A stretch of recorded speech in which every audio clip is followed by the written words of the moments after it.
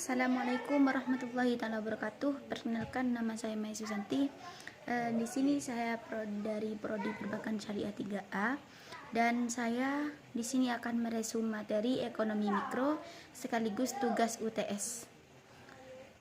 Yang pertama yaitu teori biaya Islam.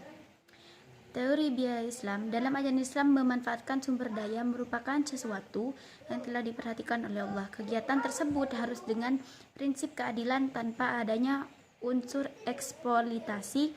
Implementasi dari pemanfaatan sumber daya, yaitu dengan melakukan kegiatan produksi. Dalam literatur konvensional, teori produksi ditunjukkan untuk memberikan pemahaman tentang perilaku perusahaan dalam membeli dan menggunakan masukan. Maksudnya itu input untuk produksi dan menjual keluaran. Menjual keluaran yaitu output. Dan di sini juga secara garis-garis perilaku produsen ada dua, yaitu maksimalisasi profit dan yang kedua yaitu minimalisasi biaya. Yang kedua yaitu minimalisasi biaya. Kan di sini minimalisasi biaya itu kan masuk ke perilaku produsen kan ya. Di sini saya akan menjelaskan minimalisasi biaya.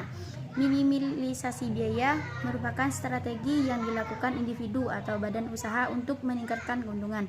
Salah satu upaya minimalisasi biaya adalah dengan minimalisasi aktivitas yang menimbulkan biaya. Dan yang ketiga yaitu efisiensi alokasi dan distribusi mendapatkan dalam kehidupan ekonomi. Masyarakat distribusi pendapatan sangatlah penting untuk diperhatikan sehingga suatu ekonomi dapat dialokasikan secara efisien dan individu. Bagaimana suatu individu dapat mengalokasikan sumber daya secara efisien didapatkan ketika individu mencapai titik kepuasan maksimal yang dapat bermanfaat bagi diri sendiri dan juga orang lain. Dan yang keempat itu konsep struktur pasar dalam Islam. Apa maksud tersebut? Yaitu struktur pasar yang Islami, yaitu pasar yang menciptakan tingkat harga yang adil. Maksudnya itu adil dalam hal ini yaitu tidak merugikan konsumen apapun maupun produsen. Terkait dengan surplus produsen yang surplus konsumen. Terkait dengan surplus produsen dan surplus konsumen, struktur pasar dalam Islam didasarkan atas prinsip kebebasan termasuk dalam melakukan kegiatan ekonomi. Dan yang kelima yaitu konsep mekanisme pasar dalam Islam. Yang dimaksud dengan konsep mekanisme dalam pasar tersebut yaitu mekanisme pasar berdasarkan hadis di atas, yaitu bahwa adanya bebesaran pasar dalam menentukan harga. Maksudnya itu harga bergantung pada dasar. Walaupun demikian Islam tidak bergantung pada pasar. Maupun demikian Islam juga tidak menganut harga berdasarkan pasar secara bebas.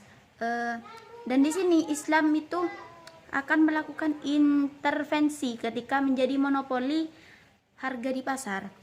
Dan mungkin kalian itu akan bertanya ya, apa sih mekanisme pasar yang dimaksud dengan konsep mekanisme pasar gitu kan? Nah, dan di sini saya akan menjawab menurut Ibnu Khaldun, yaitu sebuah sistem yang dimaksud dengan mekanisme konsep pasar itu sebuah sistem yang menentukan terbentuknya harga yang di dalam prosesnya dipengaruhi oleh berbagai hal, diantaranya yaitu pemerintahan dan juga penawaran, distribusi kebijakan pemerintah, pekerja uang, pajak dan juga keamanan. Jadi menurut mekanisme yang dimaksud dengan mekanisme konsep pasar yaitu seperti itu, dan yang mengatakan itu Ibnu Khaldun. Mungkin sekian dari saya. Apabila ada salah akhir kalam, semoga bermanfaat. Wassalamualaikum warahmatullahi wabarakatuh.